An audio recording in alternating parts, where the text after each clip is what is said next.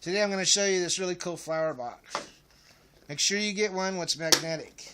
If you don't get one that's magnetic, the bottom will have a groove in it and a pull-out board. And when you have to push that board in and out, it's going to fill that groove in. Just a waste of material there. The instructions on this said you take off the top, you put in your material, and you put in a nickel or a quarter, and then you put the lid on, you shake it 15 to 20 times. Then you take off this section, pull in your first jar for flour. You scoop up the flour, put it in the jar, put the lid on, shake another 15 to 20 times, take it off, get your next jar, scoop in the flour, put it in, put it back, and you continue this process until you've completed your task, which is monotonous and takes forever. I'm going to show you a different way to do it. I won't use these until the very end. I won't use this quarter at all. I'm going to pull this baby in, this one in, and this one right here. For movie purposes, these represent dry ice, okay? And these are tongs.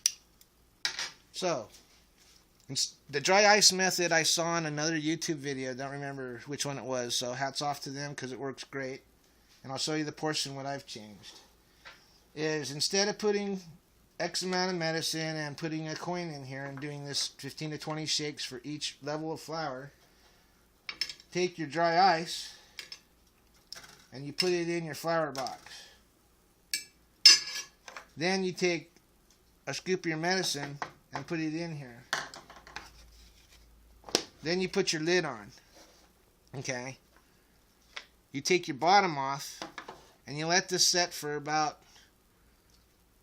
15 to 20 seconds. Let that dry ice start freezing the flour up.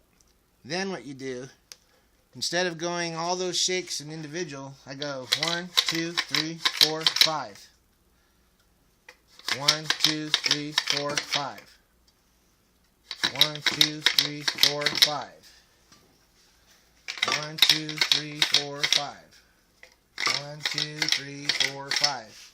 Now, after that, the dry ice in here gets the leaf material of the flour so cold that it'll actually break up and get small enough to go through these holes. So your timing is critical on here.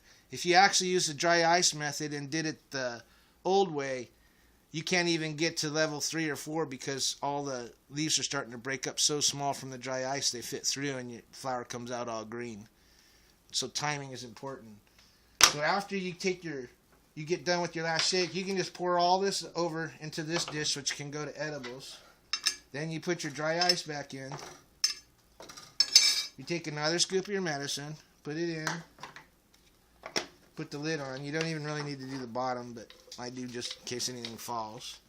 Then start again. 1, 2, 3, 4, 5. 1, 2, 3, 4, 5. 1, 2, 3, 4, 5. 1, 2, 3, 4, 5. 1, 2, 3, 4, 5. Then pour it all out. And you're ready to start this process over until you have no more medicine left. Then, once your medicine's all done, everything in this dish will be broken up really little from the dry ice. This can go towards your edibles. Now that you're done with your box, leaving the bottom off made it real quick. Then you take your jar and you can separate your levels of flour, scoop them up, put them in, take your next jar, separate the flour, and if you always separate towards your better flour, you never get any worse flour in your better flour, so the process works good. Scoop it all up, put it in there, and you do this for all 5 jars, and this will save you a ton of time. The dry ice works great. Hats off to those guys who thought of that. And have a good day.